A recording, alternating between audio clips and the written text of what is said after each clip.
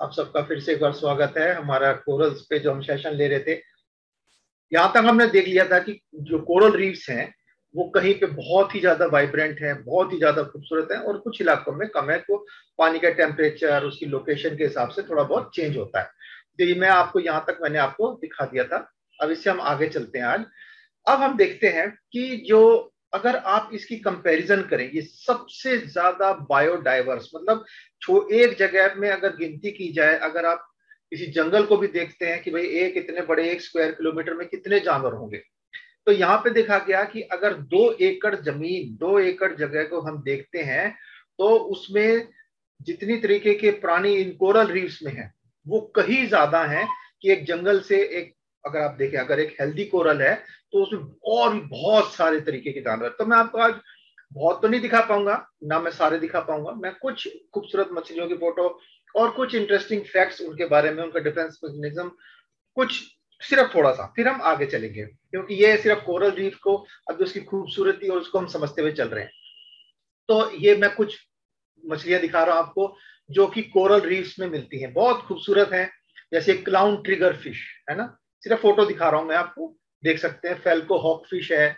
ये सब खूबसूरत मछलियां, अगर आप कोरल रीफ में घूमने जाएंगे तो आपको ये मछलियां अलग अलग तरीके की, इतने खूबसूरत रंग की। ये ब्लैक ट्रिगर फिश है ना। ये भी ट्रिगर फिश की अलग अलग वैरायटी है। ये ऑरेंज ग्रीन ट्रिगर फिश है। ये एक येलो फैंग बोलते हैं इसको, येलो टैंग है ना, बिल्कुल एक अलग ही तरीके की खूबसूरत मछली है। और ये एक बहुत ही छोटी मछली है, इसकी जिंदगी भी सिर्फ 2 महीने की होती है, 60 दिन जीती है ये। और सिर्फ 7 इंच, छोटी सी 7 फिगर की होती है, छोटी सी है, बहुत छोटी सी है। इसको बोला जाता है गोबी स्पीसीज में से है, गोबी स्पीसीज, जो कि मट्टी में अपना घर बना के, पानी के अंदर मट्टी में घर बना के वहां पे ये रहती है। ये संसार की सबसे छोटी मछलियों में से एक है ना। इसको बोलते हैं पिग्मी गोबी। ये छोटी सी उम्र इसकी होती है। अब मैं देखता हूं, बताता हूं आपको। हम तो खूब बातें करते हैं, जैसे अभी भी हम बात कर रहे हैं, तो क्या मछली भी, या जो कोरल रीफ है, ये एकदम सुनसान है, पानी में सब तैर रहे हैं, या कुछ हलचल भी है वहां? तो एक वीडियो मैं आपको दिखाता हूँ थोड़ा सा कि कितनी उसमें, वहां पे कितना शोर शराबा है उस इलाके में भी। एक उन्होंने एक बहुत ही सेंसिटिव उसके अंदर ईयर, वो आवाज कैच करने वाला इंस्ट्रूमेंट डाला पानी के अंदर, और देखिए कैसी कैसी आवाज उसमें आई। On a healthy reef, the sound is really overwhelming.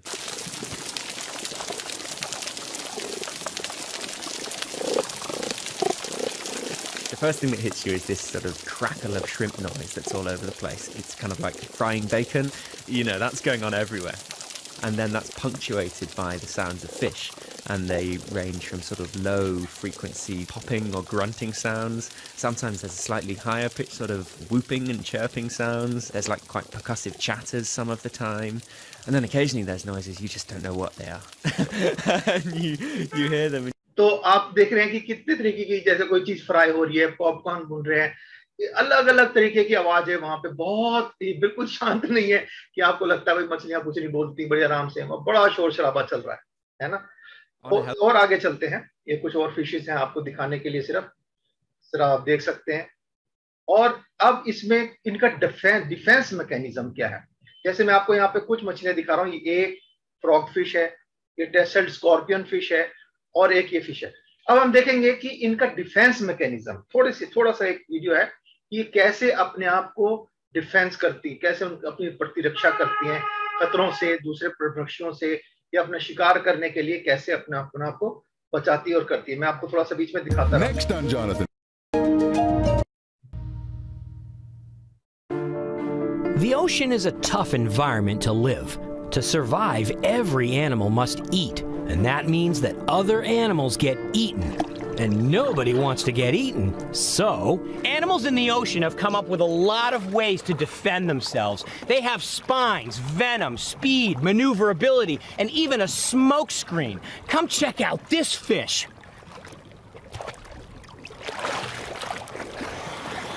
The lionfish has pretty obvious defenses. Dozens of spines sticking out in all directions. They're not only sharp, but venomous. Next on all directions. वापस चला गया। ये आपके सामने अब एक line fish है, तो मैं आपको एक संक्षिप्त में थोड़ा सा बता रहा हूँ, फिर अब मैं वीडियो में डिस्टर्ब नहीं करूंगा। कुछ मछलियां ऐसी हैं जिनके कांटे, जैसे ये लाइन फिश है, इसका कांटा बहुत डेंजरस है, अगर आपको लग गया तो आप सीधा हॉस्पिटल जाओगे। इसी तरह से स्कॉर्पियन फिश है, स्टोन फिश है, इनके ऊपर कांटे हैं। कुछ मछलियां ऐसी हैं जो कुछ, जैसे आप सी अर्चिन को देखोगे, या सी अर्चिन कह रहा हूं आपको, सी क्यूकम्बर को देखोगे, तो वो बहुत ही घिनौना, वो अपना पेट ही बाहर निकाल देता है, तड़ियां बाहर निकाल देता है, और वो बड़ी एसिडिक होती हैं, और तो उसको कोई खाता नहीं है। कुछ इतने जहरीले हैं कि उसको, जैसे आपको दिखाएंगे इसमें एक वीडियो में, इसी वीडियो में, कि एक है ऑक्टोपस है, ब्लू रिंग्ड ऑक्टोपस, संसार का सबसे जहरीला प्राणी है। छोटा सा है पर इतना जहरीला है कि एक आदमी को 1 मिनट के अंदर खत्म कर सकता है। साइनेट से भी कई गुना ज्यादा उसके अंदर जहर है ना, उसे जहरीली कोई चीज नहीं है। तो आप इसको वीडियो को देखिए और अब आपको समझ में आता जाएगा। They're not only sharp, but venomous. Very few animals can eat a lionfish, especially when it's fully grown. A sting from one of these spines is extremely painful. The stonefish has much less obvious spines, but they're considerably more venomous. A sting from one of these spines will send a diver to the hospital. Fortunately, these well-camouflaged fish pose no threat to divers if we don't touch them.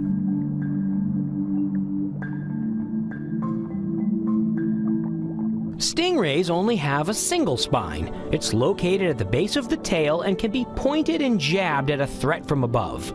Since sharks love to eat stingrays, the venomous spine is used to jab sharks that come too close. Every once in a while, an unfortunate swimmer steps on a stingray and gets stung, but for the most part, stingrays are not at all aggressive towards people. In the Cayman Islands, they're downright friendly.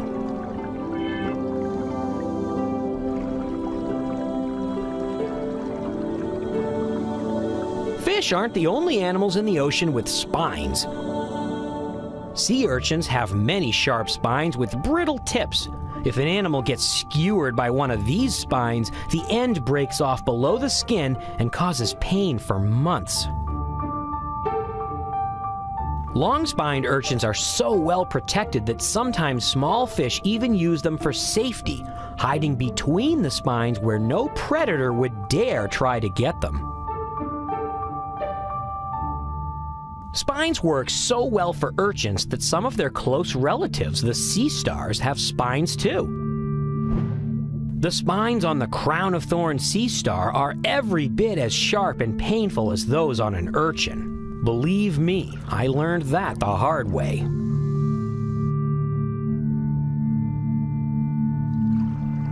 Sea cucumbers are closely related to sea urchins and sea stars, but most sea cucumbers have no spines at all for defense.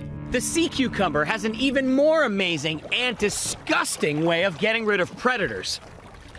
When attacked, many species of sea cucumbers eviscerate from their mouth a gooey mess called Cuvierian tubules. These sticky, stringy organs presumably give a predator something unappealing to eat, and they're often accompanied by the secretion of a poison. This combination prevents sea cucumbers from being a very popular food item in the ocean. The sea cucumber can retract the tubules and replace the lost ones in a few weeks and be ready to eviscerate again.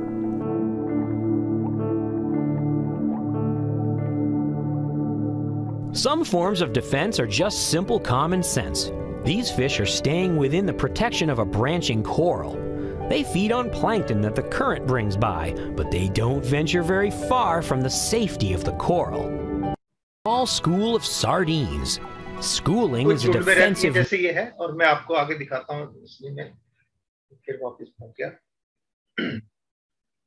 ये octopus मैं दिखाता हूँ आपको। It sticks its tentacles into the reef to startle a sleeping fish and hopes the fish away. कुछ धुआं छोड़ देते हैं, जैसे काला पानी को इंक छोड़ देते हैं। On a reef in the Philippines, a tiny octopus barely larger than a bottle cap is hunting for a meal.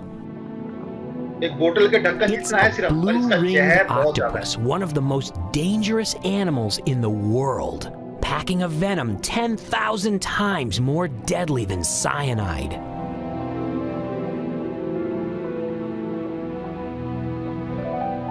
One bite from the blue-ringed octopus will kill a human in only minutes.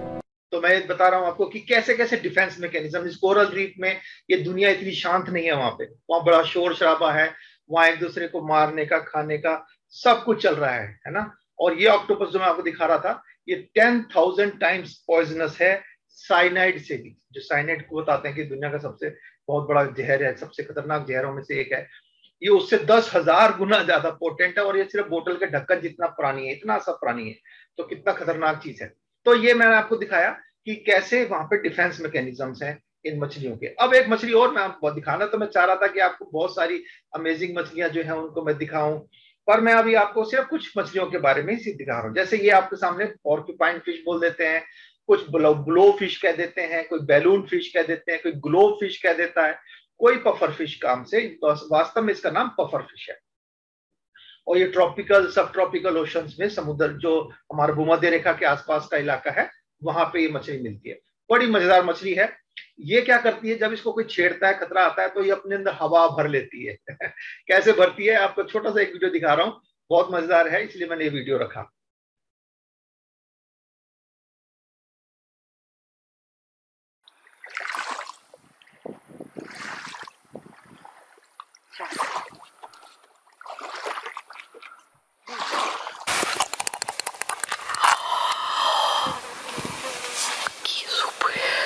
हवा भर ली उसने अपने अंदर।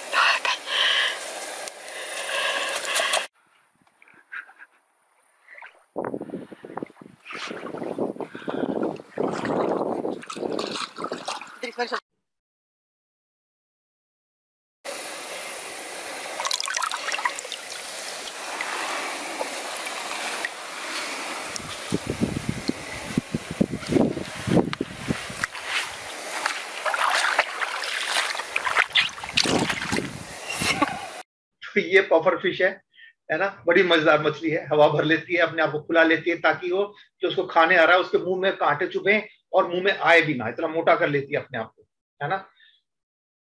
अब ये एक मछली जो है, आपको ये मछली को ये कहेंगे कि ये कोरल रीफ्स को शेप देती है ना, छांटती है, माली है एक तरीके से।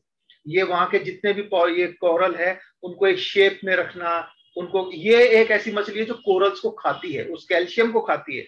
और जितनी रेत आपको समुद्र के किनारे दिख रही होती है, उसमें बहुत बड़ी हिस्सा जो है वो इसकी पोटी होती है ना, क्योंकि पत्थर खाएगी, यही खाएगी कोरल, कैल्शियम खाएगी तो निकालेगी भी कैल्शियम, है ना, वो रेत ही निकालेगी।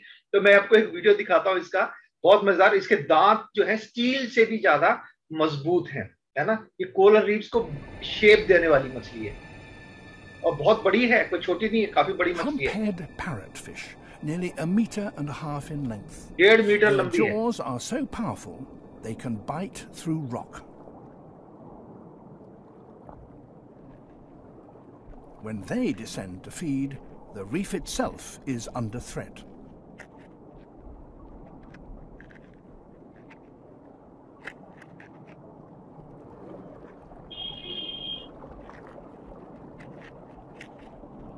They are indiscriminate feeders, taking both rock and coral alike in their quest for algae. मजबूत दांत है कि वो कोरल को, उस कैल्शियम वाले पत्थर को पूरे को चबा जाती है, देखिए। These fish play a large part in the erosion. अब ये जो रेत है, The ये rock आप वही and है। coral they swallow emerges later as a fine sand. On a बारीक single reef मट्टी they है can produce जो tons कि of it समुद्र every के year. अंदर बड़ी अच्छी खाद जैसा प्रोड्यूस करती है, जिसमें कि समुद्री घास उगती है। तो ये बहुत बड़ा इंपॉर्टेंट रोल प्ले करती है।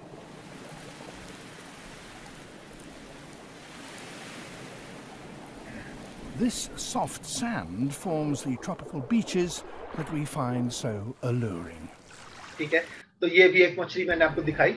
अब हम चलते हैं इसके ये कि भैया ये बढ़ते कैसे हैं। ये दो तरीके से बढ़ते हैं। एक तो होता है कि जैसे हम कलम लगा देते हैं ना, कोई पौधे को काटते हैं, उसी कलम लगा देते हैं और वो उग जाता है, तो इसको बोले हम असेक्सुअल रिप्रोडक्शन, है ना। जैसे कि ये टूटेगा, छोटा सा हिस्सा टूटेगा और वो जहां लग चिपकेगा वहीं पे Mushroom corals जहां of पे the उसको genus बैठने की जगह मिलेगी Saprophyton वहीं वो employ पौधा several क्या बन reproductive जाएगा। strategies that include asexual bud production. Asexual budding has fungi's मैं आपको थोड़ा सा injury दिखाता of हूँ, a parent जैसे ये pulp. टुकड़ा It can टूटा also है be यहाँ a से, last effort ये strategy टुकड़ा to stress टूट के coral to propagate. जहां पे भी This footage बैठेगा shows a ये fungi वहीं पे coral releasing an नया पौधा asexual बन bud. जाएगा। तो एक तरीका होता है, इस तरीके से ये अपना रिप्रोडक्शन करते हैं। Mushroom corals. दूसरा है बहुत ही खूबसूरत, जो कि हम कहेंगे कि भैया जो मेल फीमेल अपने अपने अंडों को, स्पर्म्स को पानी में छोड़ देती है ना। और ये बड़ा ही एक मजेदार आइटम है, क्योंकि ये इतने सारे अंडे एक साथ देते हैं, एक ही साथ देते हैं। और ये डिपेंड करता है, इतने साथ देने का भी एक बहुत बड़ा मकसद है ना, क्योंकि अगर ये थोड़े थोड़े अंडे देंगे तो इनको खाने वाले बहुत लोग हैं, बहुत सारी मछलियां हैं और सब जो है इसको खाने के लिए बैठे हैं इनके अंडों को। तो इतने सारे खरबों की गिनती में होते हैं कि इनको कितना भी खाएंगे कुछ ना कुछ बच ही जाएंगे, है ना। और ये पानी में ही फर्टिलाइज होते हैं। पानी में ही फर्टिलाइज होने के बाद ये इनको बोलते हैं पेन्युले, जब ये फर्टिलाइज हो जाते हैं फिर ये पानी में तैरते तैरते कहीं कहीं जाते हैं, है ना, और बहुत दूर दूर तक चले जाते हैं। जैसे कि मैं आपको दिखा रहा हूँ, एक खूबसूरत सा वीडियो है, 2 वीडियो है बस, मैं एक पर आपको एक ही दिखाता हूँ, ये वाला दिखाता हूँ कि कैसे एक पर्टिकुलर दिन जब चांद एक पर्टिकुलर उसमें होता है, पानी का टेम्परेचर एकदम होता है, एक ही साथ सबको पता चलता है और सब के सब एक साथ जैसे प्लान्ड थे। और एक बहुत खूबसूरत सा एक छोटा सा इसका एक सीन है, वो मैं दिखाना चाहता हूँ आपको। Corals reproduce in several ways, one of the most common of which is broadcast spawning. This bizarre and beautiful phenomenon starts when male and female corals release reproductive cells called gametes into the water. Coral reefs may be separated by wide. तो इस तरीके से अंडे देते हैं, और जो sexual reproduction है ना, मेल फीमेल अपने, अब ये इनको खाने वाले बहुत सारी मछलियां होती हैं, और इसलिए ये क्या करते हैं, इन्होंने, कुदरत ने इनको एक ऐसा बनाया कि इतने सारे एक साथ दे दो कि कितना भी खाओ फिर भी कुछ ना कुछ बच ही जाएगा। और ये जो है बहुत दूर दूर तक चले जाते हैं, और कई तो महीनों तक बहते रहते हैं, है ना, इनको बहते बहते जब तक ये दूसरी जगह ना पहुंच जाए। और ये जो है इसलिए एक साथ देते हैं। दूसरा की क्या होता है कि इनका, अब ये एक साथ निकले हैं, अब किसको पता कि भाई मैं कौन सी ब्रीड का हूं, वो स्पर्म कौन सी ब्रीड का है, ये एग कौन सी ब्रीड का है। पर ये क्या होता है, इंटरमिक्स होते हैं, कुदरत का नियम है ये इंटरमिक्स होते हैं, नई नई प्रजातियां बनती हैं, और कुछ ऐसी मजबूत प्रजातियां बनती हैं जो कि आगे चल के जो मौसम में चेंज आ रहा है उसको सहन करने के लिए इनमें शक्ति बढ़ती है। तो ये इनका बड़ा एक कुदरत ने इनको अपने आप एक डिफेंस मैकेनिज्म दिया है, अपने आप को मजबूत करने के लिए। यहां से जो एग निकला हो सकता है कई किलोमीटर दूर जाके उसको वहां जगह मिलेगी बैठने के लिए, और जहां बैठेगा फिर वो वहीं पे चिपक के वहीं बड़ा होता चला जाएगा, है ना। अब ये जो है, अब ये छोटा एग जो फर्टिलाइज्ड एग है, ये क्या करता है, पहले ऊपर आता है, सतह पे आता है, धूप में लाइट में आ जाता है ना। वहां आने के बाद फिर ये नीचे जाता है, जहां पे इसको हो सकता है ये 1 दिन 2 दिन या 2 महीने भी लग जाए इसको पहुंचने के लिए, नीचे पहुंच के, और वहां जहां पे इसको सेट होने की जगह मिल जाती है फिर ये वहां जाके सेट हो जाता है। तो ये इनका सेक्सुअल प्रोडक्शन इसको बोलते हैं पेन्युले, पेन्युलेशन। अब हम चलते हैं, अब हम यहां तक तो हमने सुनी, बड़ी अच्छी एक खूबसूरत एक अच्छी मजेदार कहानी, बहुत खूबसूरत खूबसूरत चीजें देखी हमने, बहुत सुंदर देखा, सब चीज देखा। अब आपको इसको दिखाने के लिए मैं आपको ये क्यों दिखाना चाह रहा था, इसको हम थोड़ा सा देखते हैं कि अब यहाँ से हमारी सैड स्टोरी शुरू होती है, ट्रेजिडी हमारी अब शुरू हो रही है। अभी तक हमने सब चीज अच्छा देखा, अब हम ट्रेजिडी की तरफ चल रहे हैं, क्योंकि इसमें हम आ गए, मनुष्य आ गए, इसमें सब जो ट्रेजिडी का कारण हम लोग हैं। कुदरत ने ये हजारों करोड़ों साल से बन रहे हैं, इनको कोई नुकसान नहीं हुआ, बड़े सुंदर हैं, हम इनको देखने जाते हैं। पर अब हमने इनको कैसे प्रभावित किया वो हम देखते हैं। तो इसमें 4-5 तरीके से हम इन्हें प्रभावित करते हैं, जिसको हम आगे डिटेल में थोड़ा थोड़ा करके देखेंगे। एक होता है सेडिमेंटेशन, है ना। सेडिमेंटेशन मतलब हमने पेड़ पौधे काटे, वहां से मट्टी जो है बारिश में होकर समुद्र में चलेगी, और जब पानी में चलेगी तो कोरल के ऊपर मट्टी जम जाती है, वो सफोकेट हो जाते हैं, ठीक है ना, और वो फिर आगे बढ़ नहीं पाते। फिर दूसरा है ओवर फिशिंग, हम इतना तरीके से फिश पकड़ना एक बात है, हम इतने गलत तरीके से इतनी ज्यादा मछली पकड़ने के प्रयास करते हैं कि उससे हमें नुकसान हो जाता है। फिर हम जब घूमने जाते हैं तब हम ध्यान नहीं देते, हम बस सोचते हैं हम आए घूम के जाए, हमने पैसे दिए हैं, ये नहीं सोचते कि इससे हम क्या नुकसान कर रहे हैं। पॉल्यूशन से इसको प्रभाव पड़ता है, क्लाइमेट चेंज से प्रभाव पड़ता है, ये सारे कारण जो है ये हम लोग करते हैं। अब हम इनको थोड़ा सा देखते हैं। जो मैंने आपको बात बताई कि मट्टी आ जाती है और इसमें काई जम जाती है और कैसे कैसे प्रभाव होता है, इसका एक छोटा सा वीडियो मैं आपको दिखाता हूँ, जो कि दिखा रहे हैं कि ecosystems all over the world are under threat from people. Runoff from land brings down sediment that can smother corals. It brings down trash that can pollute the ocean. सब लेके समुद्र में आ गया. These rivers also bring down nutrients from farmland, and those nutrients, if they're और क्या होता है, हम जब ये जो मट्टी आती है बह के, खेतों से बह के आती है, खेत में हमने क्या डाली, खाद डाली, नालियों में हमारे फर्टिलाइजर्स का सब गंदा, हमारे प्लांट्स में से मिनरल्स ये सब आके समुद्र में चले जाते हैं. अब उससे क्या होता है, कोरल को नुकसान होता है, क्योंकि जो दूसरी प्राणी है, जो खाद से, जो घास है, एल्गी है, वो एकदम से बढ़ जाती है और कोरल्स को ढांक देती है ना, कोरल को सफोकेट कर देती है. If they're too concentrated, can cause the algae on the reef to bloom देखिए आप यहाँ पे काई जम गई है, कोरल के ऊपर काई जम गई. अब ये कोरल जो है मर जाएगा क्योंकि इसको जगह नहीं मिलेगी. Coastal development takes away parts of the coastline that are really important to coral reefs. Crore साल में ये कोरल बना होगा, mangroves, for example, or seagrass beds. Both of these can catch the sediment that otherwise would come down the rivers and smother the reefs. Then overfishing can remove the very species of fish that can keep those algae out. The combination of all these things, the overfishing, runoff, nutrient loads, can cause a reef that was once healthy to decay and die.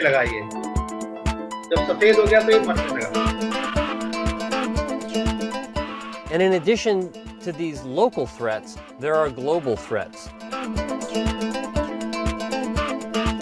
Global climate change threatens to raise sea level perhaps 3 feet or more in the next couple of decades. It threatens to increase the temperature of seawater, causing corals to bleach and die. It threatens to acidify the very oceans, and that may cause the coral skeletons themselves to begin to dissolve. All these threats together mean that modern coral reefs are much less able to support human populations than they have been in the past. Just when we need coral reef ecosystems to be as healthy as possible, many of तो हमने देखा कि कैसे coral reefs को हमारे carelessness से कितना कितना नुकसान होता है. अभी हम और देखेंगे, अभी और देखते हैं कि ये मैं आपको दिखा रहा हूँ कि कैसे ये ब्लीचिंग बोलते हैं इसको, जब इसके ऊपर से जो कलरफुल एल्गी होती है जो इसको खाना बना के देती है. मान लीजिए हमारा किचन बंद हो गया तो हम खाएंगे क्या, हमारा घर है, हमारे पास सब कुछ है, पर हमारा किचन नहीं है, हमारे पास खाने के लिए कुछ भी नहीं बचा. तो यही चीज कोरल्स के साथ हो रही है. कोरल के ऊपर जो एल्गी होती है, एल्गी, वो इसको खाना बना के देती है फोटोसिंथेसिस की वजह से, जैसे मैंने आपको बताया था.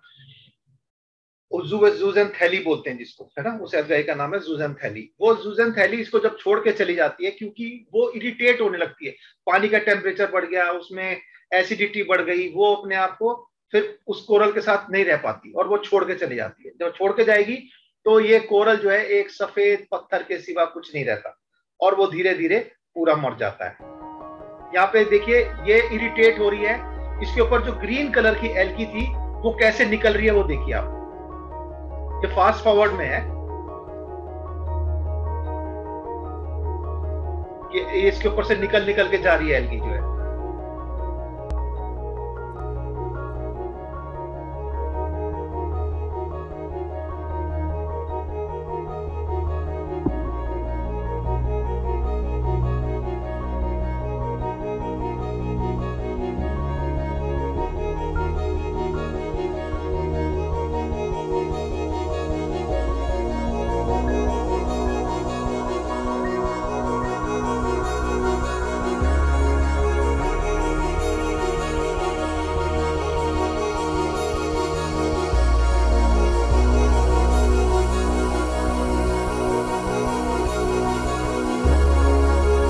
इस तरह से ये पूरा अपने ऊपर से जो एल्गी है उसको छोड़ देगी और अंत में बचेगा क्या, सफेद स्केलेटन जैसे ये है ना, एक सफेद जंगल, सिर्फ कैल्शियम का जंगल जो कि धीरे धीरे टूट के खत्म हो जाएगा, मट्टी बन जाएगा. और इसको बोलते हैं कोरल ब्लीचिंग. और ये बहुत जबरदस्त तरीके से इस टाइम हो रहा है. और जो हमने आपको दिखाया, जो ग्रेट बैरियर रीफ संसार का सबसे बड़ा कोरल रीफ जो है, वो इस समय लगभग 80% तक मर चुका है. है ना, और गवर्नमेंट दिखाना नहीं चाहती क्योंकि उसको पता है टूरिज्म अफेक्ट हो जाएगा, इसलिए वो नहीं दिखाती कि हमारा इतना, ऑस्ट्रेलिया की गवर्नमेंट नहीं बताती कि हमारे इतने कोरल रीफ डैमेज हो गए हैं। पर ये बहुत सीवियर स्टेज में इस टाइम चल रहा है, बल्कि साइंटिस्ट तो कुछ तो बोलते हैं 2050 तक, कोई कहते हैं कुछ साल तक ये खत्म ही हो जाएगा। इतना जो कि करोड़ों सालों में बन के आया वो 2050, यानी हो सकता है हम आखिरी पीढ़ी हैं जो कोरल्स को अच्छी तरह से देख रहे हैं। और कोरल ने अपने आप को बचाने के लिए, देखिए इसमें भी जान है ना, तो ये क्या कर रहे हैं, जो ग्लोबल वार्मिंग की वजह से जो नॉर्दर्न ऑस्ट्रेलिया से शुरू होता था, मैंने आपको दिखाया था ग्रेट बैरियर रीफ, ये नॉर्दर्न क्वींसलैंड ऊपर से शुरू होता था और बीच तक आता था। अब ये क्या हो रहा है, नीचे न्यूजीलैंड की तरफ को खिसक रहा है क्योंकि नीचे ठंडा है, नीचे मौसम अभी भी थोड़ा सा ठंडा है, तो ऊपर से खत्म होते जा रहे हैं, नीचे को अब ये इन्होंने बढ़ना शुरू कर दिया। साउदर्ली माइग्रेशन है ना, साउथ की तरफ माइग्रेशन कर रहे हैं क्योंकि नीचे जाएंगे तो वहां पे साउथ पोल आ जाएगा, है ना, अंटार्कटिका की तरफ नीचे को इन्होंने जाना शुरू कर दिया है। और ये ऊपर से न्यू साउथ वेल्स की तरफ जा रहे हैं, क्वींसलैंड की वजह से अब नीचे को जाना इन्होंने शुरू कर दिया। देखिए कितना कुदरत ने इनको, कुदरत अपने आप को कैसे बचाने की कोशिश करती है। फिर हम आगे चलते हैं, यहां पे हम देखते हैं कि अगर देखिए ये हाल हो जाएगा जब कोरल मर जाएगा, तो जो आपने इतना खूबसूरत नजारे देखे, इतने खूबसूरत मछलियां जिसमें रहने वाली देखी, वो उनका ये हाल हो जाता है ना। 1 किलोमीटर कोरल रीफ का नुकसान, 1 किलोमीटर का एरिया अगर हम ले लेते हैं, है ना, उसमें बता रहे हैं कि 1,37,000 से 12 लाख तक डॉलर का नुकसान हो जाता है, और वो तकरीबन 25 साल के समय में पीछे चला जाता है? 1 साल के अंदर 1 किलोमीटर के अंदर का एरिया, इतना नुकसान होता है? और ये बता रहे हैं कि 60% जो वर्ल्ड का जो कोरल रीफ का एरिया है वो ह्यूमन एक्टिविटीज, हम लोगों की वजह से नुकसान में जा रहा है। कितना खूबसूरत था, अब आप देख लिए हमने इसको क्या बना दिया है, ये हमारी वजह से हो रहा है। तो मेरे को ये वीडियो दिखाने का और ये सब आपको इतना समझाने का यही एक मकसद था कि आप देखें कि हम क्या कर रहे हैं, है ना। अब ये रिसेंट स्टडीज बता रहे हैं कि 2050 तक, और अब तक बता रहे हैं कि अभी तक जो है 90% तक खत्म हो गया है, और 2050 तक तो लग रहा है कि 2050 तक 90% खत्म हो जाएगा, और अगर हमने कुछ चेंज नहीं किया तो लगभग खत्म ही हो जाएंगे, हैं। और बहुत ही जबरदस्त तरीके से इनका नुकसान हो रहा है। हमारे अंडमान निकोबार इस साइड में तो बहुत ही ज्यादा डेंजर खत्म हो गया है। अब इंडिया के जो इंडियन ओशन में जो कोरल रीफ्स हैं, मैंने आपको ब्रिटिश आइलैंड एक दिखाया था, जो ब्रिटिश ऑक्यूपाइड टेरिटरी है, ब्रिटिश वाला जो आइलैंड है वो बचा हुआ है क्योंकि वहां टूरिज्म को जाने नहीं दिया, टूरिस्ट लोगों को, वो प्रोटेक्टेड एरिया है, इसलिए वो अभी तक बचा हुआ है। बाकी अंडमान, लक्षद्वीप, मडागास्कर, इस साइड के जो इलाके के जो कोरल रीफ्स हैं, इनका बहुत ज्यादा नुकसान हुआ है, वहां पे बहुत नुकसान हो चुका है। ठीक है, यहाँ आप देखिए एक दुखद सीन है, देखिए कैसे हो रहा है।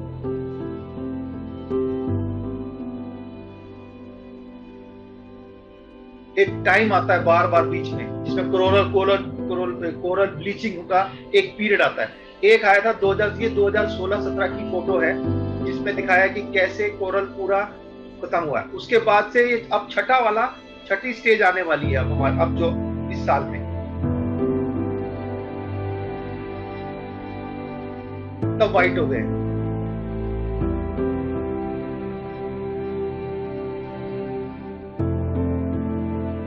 ये देखिए कितना खूबसूरत रहा होगा ये, अब ये सब सफेद हो गए, खत्म।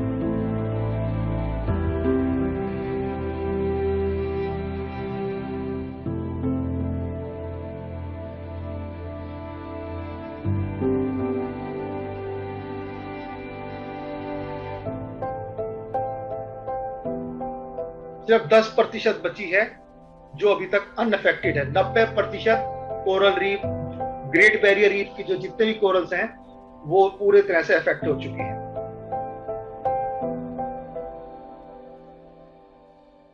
तो ये एक बड़ी दुखद चीज मैंने आपको दिखाई जो अभी इस टाइम चल रही है। अब हम देखेंगे कि ये होता कैसे है। मैंने ब्लीचिंग बताया आपको, ये एक हेल्दी कोरल है, उसके ऊपर अब ये स्ट्रेस आने लगा, इसके ऊपर परेशानी आने लगी, टेम्परेचर की, मौसम की, केमिकल्स की, तो इसने एल्गी इसको छोड़ के चली गई और ये वाइट हो गई। ये मैंने आपको बता दिया। यहां से हम आगे चलते हैं। अब ये बताया गया कि हाफ जो कोरल रीफ है 1980 के बाद से आधी कोरल रीफ खत्म हो चुकी है ना। और इसके पीछे बहुत बड़ा कारण है हमारी ह्यूमन एक्टिविटी है, जैसे कि कोरल माइनिंग। ये क्या करते हैं आप देख रहे हैं, ये लेडी जो है इस कोरल को तोड़ के इसको लेके जाएगी ताकि इसको बेचे, है ना, इसको शो पीस बना के और इसको बेचेगी। कुछ लोग तो चलो ये तो थोड़ा बहुत तोड़ लेगी, कितना तोड़ लेगी। इस कोरल को यूज करते हैं सीमेंट बनाने के लिए, क्योंकि इसमें जो इसका जो चूना है वो चूना बहुत हाई क्वालिटी का होता है, तो उससे सीमेंट बनाई जाती है। और ये बहुत बड़े पैमाने में कोरल को उखाड़ उखाड़ के ले जाते हैं, ये कोरल माइनिंग कहलाती है। ये हमारी वजह से हो रहा है। फिर हमने ओवर फिशिंग हमने देखा ही कि इतने बड़े बड़े तरीके से जालों, बड़े नेट से पकड़ते हैं। अगर ये मछली पकड़ रहे हैं तो भी एक बात हो, वो नेट क्या करता है, कोरल में फंस जाता है। और नेट जब मशीन खींचती है, उनकी जो क्रेन खींचती है, तो कोरल को उखाड़ के ले जाती है, तोड़ देती है ना। ये बहुत ज्यादा नुकसान करते हैं नेट, क्योंकि इनको पता है यहाँ मछलियां बहुत हैं। बड़े समुद्र से ज्यादा मछलियां इनको कोरल वाले एरिया में मिलेंगी, क्योंकि सब यहाँ छुपती हैं और इनको खाने के लिए भी बड़ी मछलियां आती हैं, सब कुछ मिल जाएगा यहाँ पे। तो यहाँ पे इनको एकदम से जाल डालते हैं बड़े बड़े, और वो नेट जो है इसको बहुत ज्यादा नुकसान कर देता है। फिर हमने देखा था माइनिंग, ये कैनाल्स बना रहे हैं, है ना। अब ये जो पत्थर है ये है क्या, ये कोरल का ही तो पत्थर है सारा। इस पत्थर को खोद खोद के इन्होंने खराब कर दिया। अब ये मैंग्रोव्स है आगे, इस सब को उखाड़ देंगे। ये नहीं सोचते कि ये कोरल और ये मैंग्रोव्स इनको समुद्र के तूफान से बचा रहे हैं। मैंने आपको पहले दिखाया था कितना इंपॉर्टेंट है कि अगर ये ना हो तो कई करोड़ डॉलर का नुकसान होगा। 18 से 1 स्क्वायर किलोमीटर में अगर ईरानी किनारे का देखें तो 18,000 लोग बेघर हो जाएंगे, उनकी जान को खतरा बन जाएगा। पर ये लोग फिर भी जान के भी अनजान बने रहते हैं और कैसे नुकसान कर रहे हैं।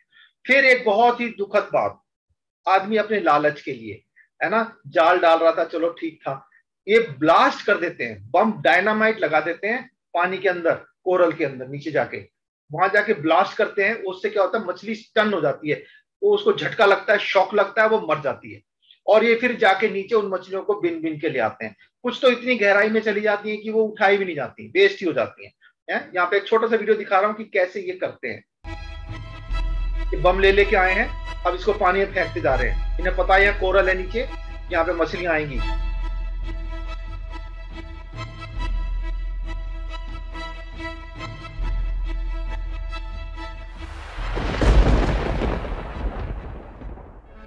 Fishing is an illegal form of fishing that uses explosives to kill all the fish in a densely populated area. अब ये मछलियां मर गई हैं, It kills many more है ना। fish. अब इनको नीचे जा जाके उठा के लाएंगे और बड़े बड़े कोरल के टूट जाते हैं उस ब्लास्ट से। कोरल को बहुत Without the coral reefs to sustain them, the fish populations slowly diminish until there's almost none. अब इस आदमी को ये नहीं दिख रहा कि भाई अब ये मछली तो मुझे मिल गई, पर मैंने जो घर था मछलियों का वही तोड़ दिया, कल को क्या पकड़ूंगा, आज तो पकड़ ली, ये कोरल सब टूट गए, ये कोरल रीफ का हिस्सा ये टूट के चिथड़े बन के बेचारे के, है ना।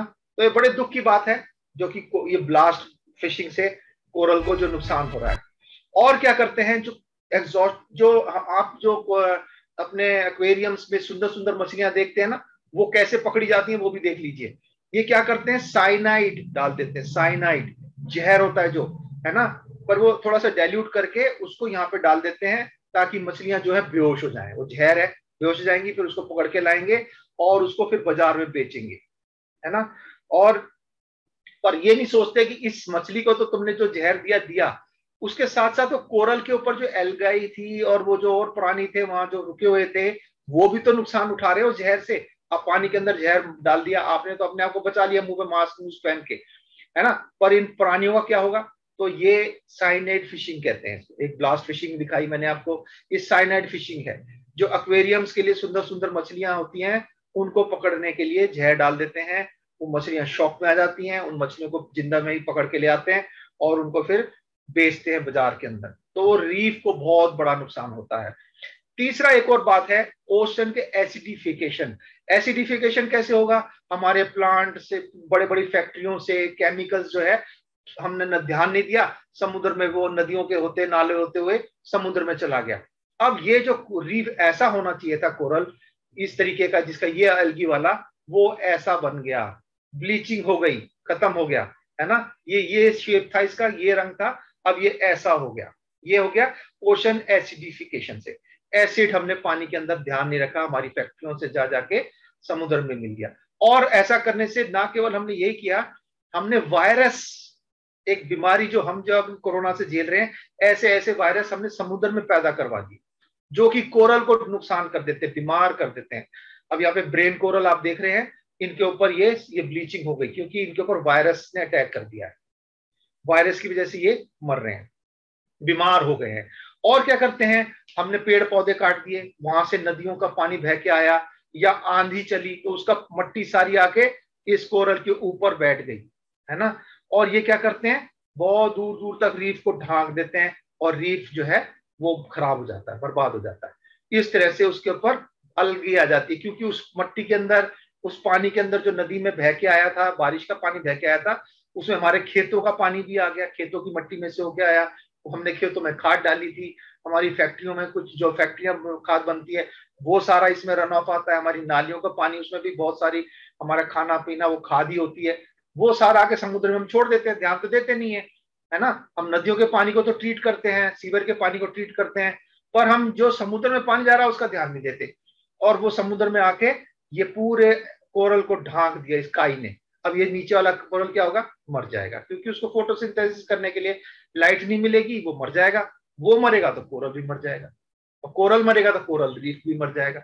तो ये बहुत बड़ा एक नुकसान है। जैसे हमने दिखाया कि सेप्टिक टैंक से पानी आ रहा है, केमिकल्स फैक्ट्रियों से निकल रहे हैं, है ना, और भी तरीके से ऑयल का है, रोड कंस्ट्रक्शन है, एग्रीकल्चर है, ये सब मिला के समुद्र को प्रदूषित कर देते हैं। अब हम देखते हैं आगे थोड़ा सा कि हमने देखा था कि छोटे बच्चे जो प्लैंकटन जो इसके बने थे कोरल के, उनको खाने वाले बहुत प्राणी थे। और एक बार जब कोरल जमीन में जम जाता है फिर उसको नुकसान पहुंचाना इतना आसान नहीं होता।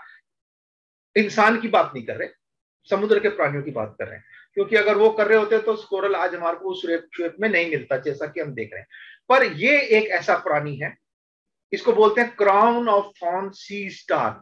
सी स्टार फिश होती है, जैसे आपने देखा 5 मुंह वाली भी होती है, ये कितने मुंह वाली है देख लीजिए, इसके बहुत सारे हैं। इसको क्राउन ऑफ थॉर्न्स बोलते हैं, कांटों के ताज वाला स्टार फिश है ये, है सी स्टार है। और ये एक ऐसा परभक्षी है जो कि कोरल को खाता है, बहुत नुकसान करता है। ये कैसे खाता है वो आपको दिखा देता हूं।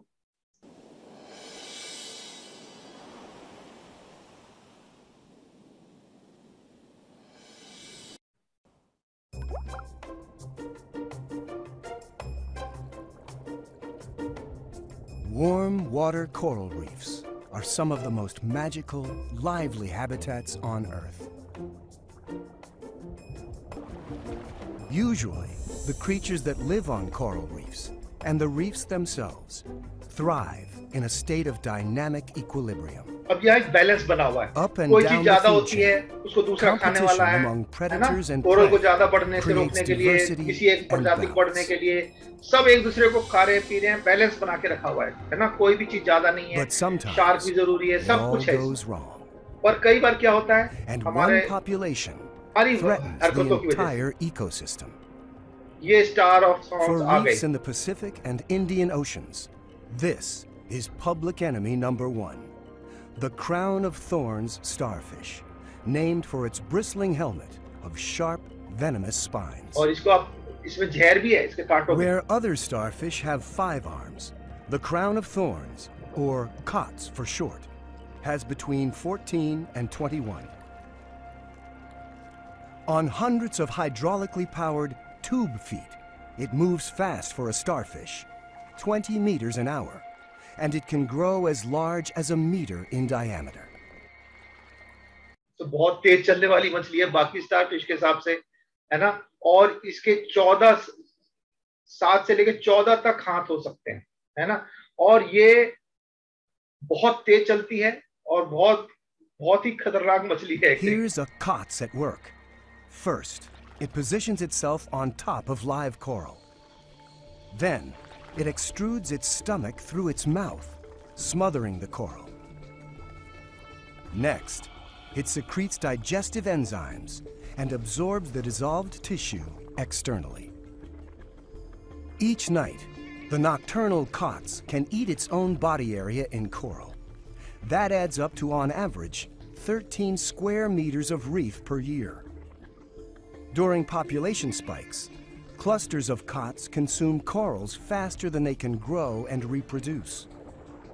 They change. अब ये 1 मीटर की तो खुदी हो गई है ना, और ये 1 मीटर एक बार जब खाने बैठेगी तो 1 मीटर का एरिया खत्म कर देगी पूरा, और अपने अंदर से केमिकल्स निकालती है, उस कोरल को गला देती है, उसको फिर एंजाइम को डाइजेस्ट कर लेती है, और जब इनका रिप्रोडक्शन का टाइम आता है तो और ज्यादा, क्योंकि जितना ज्यादा खाएंगी उतना ही ज्यादा रिप्रोड्यूस करेंगी, है ना, तो उस समय और भी ज्यादा नुकसान होता है कोरल्स को। Vibrant ecosystems into lifeless gray. ये हाल कर देती हैं उसका। To make matters worse, cots are more fertile than any other invertebrate in the world. One animal can produce hundreds of thousands of eggs at one time. The larvae will settle on the bottom, grow into a juvenile starfish, and eventually, 2 or 3 years later, they start eating coral, and you have what are called outbreaks. When you have outbreaks, you can have thousands of these starfish moving through an area, and they can eat pretty much everything in their path. And they're eating corals that are 100, 200, 300 years old in a period of a week or two.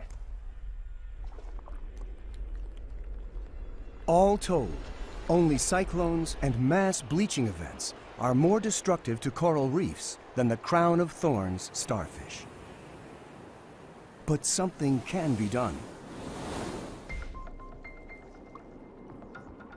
अब ये जो है ना, trumpet triton is trumpet triton ये इसको मारता है सिर्फ, ये इसका दुश्मन है। For tritons and other gastropods such as the helmet snail, cots are a key food source.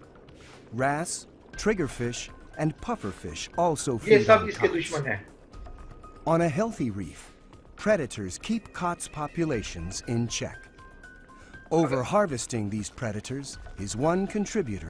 अब ये अगर इस इलाके में हो यानी मछलियां, है ना, तो वॉलशंक हो, तो वो इसको कंट्रोल में रखती हैं इसकी पॉपुलेशन को, क्योंकि जब हमने पानी में अंदर मिनरल्स नदी में समुद्र में आ गए तो कॉड, ये जो स्टारफिश थी, बहुत तेजी से बढ़ती हैं, बहुत तेजी से बढ़ती हैं, और इनको कंट्रोल करने के लिए सिर्फ ये चीजें हैं। पर हमने क्या किया, फिशिंग करी, ओवर उन शंखों को चुराना शुरू कर दिया बाजार में बेचने के लिए। अब उनको कोई दुश्मन रहा नहीं, तो उन्होंने कोरल्स को जो कि कई 100 साल पुराने थे, एक रात में खत्म कर देती है। To outbreaks. ये केमिकल्स छोड़ते हैं। A more direct cause is sewage and agricultural runoff. इस पानी में ये जो स्टारफिश है बहुत तेजी से उनको bonanza for plankton, बढ़ने का मौका मिलता है। Larvae eat. That means more larvae survive to adulthood. So, the best defenses against COTS outbreaks are a healthy, diverse ecosystem and clean water. अब ये लोग बेचारे बचाने के लिए उनको क्या करते हैं, जाते हैं, जो जितनी एक्स्ट्रा वहां पे दिखती है उनको उठा के लाते हैं, समुद्र में से निकालते हैं। By taking matters into their own hands. This is a reef near Fiji in the South Pacific. Here, while performing a reef survey, divers from the Khalid bin Sultan Living Oceans Foundation encountered a COTS crisis. They decided to intervene and collected hundreds of crown of thorns starfish.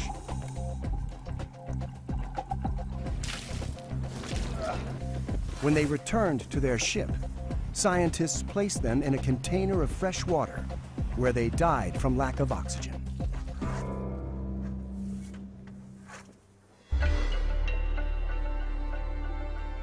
तो इस तरह से इसको बचाने का प्रयास किया जा रहा है। लोग, साइंटिस्ट अपने आप से उनको पकड़ के ला रहे हैं, पर पहले स्टेज में ही जो इसको बैलेंस में रखने वाली चीज कुदरत ने बनाई है, उसको साथ हमने छेड़छाड़ क्यों करी, ये एक बात है ना। हमने उसमें खाद वाला पानी छोड़ दिया, हमने उसमें ये इनको बढ़ने के लिए मौका दे दिया। जो इनको कंट्रोल करने वाली चीजें थी वो हमने पानी से निकाल दी अपने मजे के लिए, खाने पीने के लिए, शौक से बेचने के लिए, तो इससे नुकसान होता है। ये है वो जायंट ट्रिटॉन सी सेल, है ना, ये इसको बिल्कुल कंट्रोल करता है, ये इसको बिल्कुल खाता है एकदम से। और हमने क्या किया, इसको बाजार में बेचने के लिए, क्योंकि इसके हमारे को बड़े अच्छे पैसे मिलेंगे, सुंदर सा होता है, बहुत चिकना होता है, सुंदर होता है, इसलिए हम उसको समुद्र में से चुरा के ले आते हैं, है ना। आपने देखा होगा घर में शंख बजा रहे हैं, ये कर रहे हैं, लेके आ गए, पर हमने नुकसान कितना कर दिया। ये उस स्टारफिश को खाने वाला है ना। तो ये एक चीज हमने कर दी। तो अब हमने क्या करना शुरू किया है, इसको बचाने के लिए लोगों ने अपने आप सामने आए। तो उन्होंने क्या किया, एक नर्सरी बनाई है। देखो सीमेंट के ब्लॉक्स हैं, ये सीमेंट के ब्लॉक्स है, उसमें छेद हैं, उसमें अलग अलग कोरल को डाल के उसमें उन्होंने जमीन में वहां समुद्र के अंदर छोड़ दिया है। और इसको बड़ा ध्यान रखा जाता है, इसको संभाला जाता है इसमें कि उसको कोई ना हो। तो ये इस तरह से उसको बना रहे हैं, दोबारा से उगाने की कोशिश कर रहे हैं, है ना। इस तरह से बड़े बड़े टेबल्स बनाते हैं, इसमें इनको बांध देते हैं, रस्सी से बांध देते हैं, तार से बांध देते हैं, और फिर ये थोड़े समय में वहीं एडजस्ट वहीं हो जाते हैं और फिर ये बड़े होने लगते हैं। तो ये एक तरह से इन्होंने और मिक्स कर करके बनाना इसको शुरू किया है, ताकि जो एल नीनो इफेक्ट से जो गर्मी होती है, पानी के अंदर टेम्परेचर बढ़ जाता है, उसको भी झेल सकें। ऐसी ब्रीड बनाने की कोशिश कर रहे हैं ताकि वो नुकसान ना हो, है ना। कैसे देखते हैं, देखिए कैसे उनको पानी के अंदर उसको बनाते हैं। ये मर चुके हैं सारे, सारा कोरल रीफ खत्म हो चुका है ये।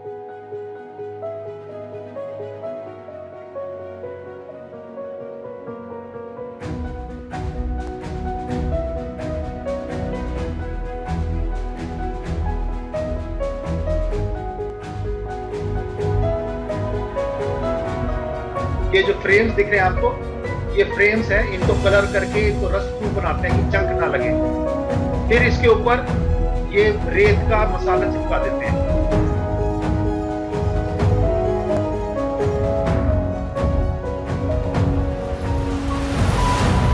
अब ये छोटे छोटे टुकड़े कोरल के इसे बांध देते हैं।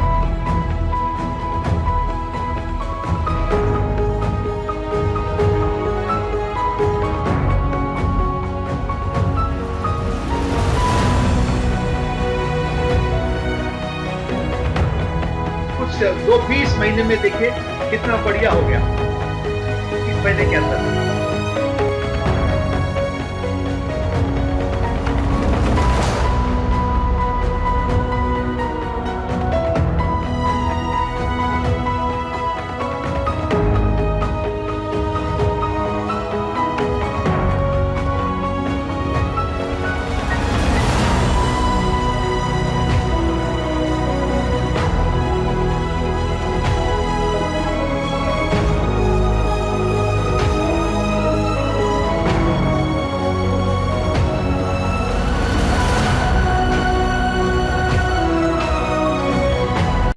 तो ये इस तरीके से इसको बचाने की कोशिश की जा रही है। अब हम देखते हैं कि हम क्या कर सकते हैं। हम यहाँ दिल्ली में बैठे हुए हैं, हम इसके लिए क्या कर सकते हैं। हमने तो जाके समुद्र में बम नहीं छोड़ा, ना हमने मछलियां पकड़ी, पर हम कर क्या सकते हैं, है? तो ये कुछ तरीके हैं जिनको हम संभल सकते हैं। पहली बात तो ये है कि हम बिजली को बचाने का प्रयोग कर सकते हैं, लाइट कम चलाएं, पढ़ाई करें और लोगों को बताएं इसके बारे में कि भैया हम क्या, इससे क्या क्या नुकसान हो रहा है।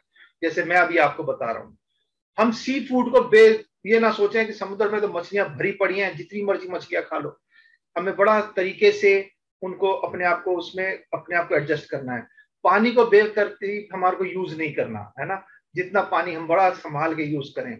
और जब हम पानी में जाते हैं, कोरल को घूमने जाते हैं, तो हम उनको नुकसान ना पहुंचाएं, है ना।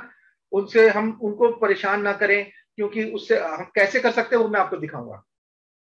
जैसे कि अगर आप वहां जाते हैं, वहां पे पानी के अंदर जाते हैं, तो आप बहुत ज्यादा अपना इसका ध्यान रखें कि आप किसी भी डेलिकेट चीज, ये जो नाजुक पर्यावरण है, इसको आप नुकसान ना पहुंचाएं, क्योंकि आपकी एक गलती उस पूरे रीफ को नुकसान पहुंचा सकती है।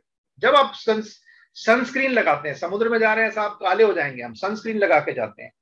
तो जब हम सनस्क्रीन लगाते हैं तो हमारे को बहुत देखना चाहिए कि ये इसमें ऑक्सीबेंजोन तो नहीं है। अगर इसके अंदर ऑक्सीबेंजोन है, जो कि सनस्क्रीन के अंदर एक केमिकल डाला जाता है, वो कोरल को मार देता है। तो हमारे को बड़ा देखना चाहिए कि जो सनस्क्रीन हम लेके जा रहे हैं या हम जिसको लेके पानी के अंदर जाने की प्लानिंग कर रहे हैं, वो उसके अंदर ऑक्सीबेंजोन तो नहीं है। एक बात हम ये कर सकते हैं। और हमें क्या करना है कि हम चीजों को वेस्ट ना करें, पानी को रिसाइकल करें। उसको हमें अब यूज किया, सीधा पानी नाले में गया, नाले से सीधा समुद्र में चला गया, वो नुकसान देता है। हमें हर चीज को, अपने ट्रैश को, अपने वेस्ट को बहुत तरीके से, स्पेशली प्लास्टिक को बहुत ज्यादा रिड्यूस करना है, रीयूज करना है, रिसाइकल करना है। ठीक है। खाद को डालते समय बड़ा ध्यान रखना है, क्योंकि यही पानी में बहती हुई खाद कोरल में, वहां कोरल रीफ में जाती है, समुद्र में बह के जाती है बारिश के टाइम पे, और यही खाद उस काई को उपजाने में मदद कर देती है, जो कि कोरल को ढांक देती है। काई जम जाएगी ऊपर, और ये जो है हमारा कोरल जो है बेचारा, वो पॉलिनेशन, वो फोटोसिंथेसिस नहीं कर पाता और वो मर जाते हैं। फिर हम कम से कम ट्रांसपोर्टेशन जो है फ्रेंडली यूज करें, धुआं वाला, पेट्रोल वाला, डीजल वाला ना करें, क्योंकि वो भी नुकसान करता है, कार्बन डाइऑक्साइड एमिट करता है, ज्यादा कार्बन डाइऑक्साइड पानी में जाएगी, वो नुकसान करेगी कोरल्स को, है ना। और हम बिजली को, मैंने आपको पहले बताया कि हम जब तक हमारे को यूज ना हो, बिजली को बचाने के प्रयास करें, कम से कम बिजली यूज करें ताकि हम इसको बचा सकें। और एक्वेरियम जब हम खरीदने जाते हैं, बड़ी सुंदर मछलियां साहब ले लो, तो हमें ये देखना चाहिए कि ये क्या, इस मछलियों को जो पकड़ा गया है वो किस तरीके से पकड़ी गई हैं, सस्टेनेबल मैनर से पकड़ी गई हैं या साइनाइड फिशिंग से पकड़ी गई है ना। अगर हमको पता है कि भाई साइनाइड फिशिंग से पकड़ी गई हैं, तो हमारे को उसको अवॉइड करना चाहिए, उनको डिसार्ड करना चाहिए, ताकि उनको लगे कि भाई लोग ये नहीं खरीदते तो हमें इसको नहीं पकड़ना चाहिए। तो हमारे को ऐसी मछली पकड़ने वाला एक्वेरियम के लिए मछली लानी है जो सस्टेनेबल मैनर से पकड़ी गई है, ठीक है, ये भी हम कर सकते हैं। फिर हमें पेड़ पौधे लगाने, क्योंकि अगर पेड़ पौधे नहीं होंगे तो मट्टी बह के समुद्र में बिल्कुल सीधा बेरोक टोक चली जाएगी, और बेरोक टोक मट्टी जाएगी, फिर वही होगा, मट्टी से कोरल ढक जाएगा और वो कोरल मर जाएगा। फिर हम क्या करते हैं, हमें लोगों को बताना है कि भाई देखो, ये इतना कलरफुल जो कुदरत ने हमारे को तोहफा दिया है, उसको हम बिल्कुल बंजर ना बना दें, है ना। ये सारी रंग बिरंगी दुनिया को हम सफेद रूप ना दे दें, एक बिल्कुल बेजान ना बना दें उसको, तो हमारे को बड़ा ध्यान रखना है। और यहाँ हमारा सेशन खत्म होता है। ये एक दो एक्टिविटीज मैंने निकाली थी बच्चों के लिए, जो टीचर अगर आप हमारे में से कोई है तो वो इस एक्टिविटी को करा सकते हैं। जैसे कि यहाँ पे इन्होंने एक बनाया है, मछलियों को कट पेस्ट करके बनाया है, या ये आप कटोरी और उससे आपने अलग अलग रंग का वो दिया, या आप ऐसा एक एग वाले डब्बे के अंदर से ऐसा एक बना सकते हैं। तो यहाँ हमारा ये सेशन जो है यहाँ खत्म होता है। तो उम्मीद है आपको अच्छा लगा होगा। मेन पर्पस इस मेरा यही था कि हम लोग जागृत हो जाएं थोड़ा सा। बहुत भारी नुकसान हो रहा है, और जो लोग इसको स्टडी कर रहे हैं वो कह रहे हैं 2050 यानी 2022 तो हो गया, और 20-30 साल के अंदर बहुत ज्यादा नुकसान हो जाएगा। तो हमारे को ध्यान रखना है कि हम कैसे इसके लिए कर सकते हैं, हम क्या कर रहे हैं। तो यहाँ तक मेरा सेशन है, ठीक है। फिर हम मिलते हैं आपसे, तब तक के लिए सबको बाय बाय।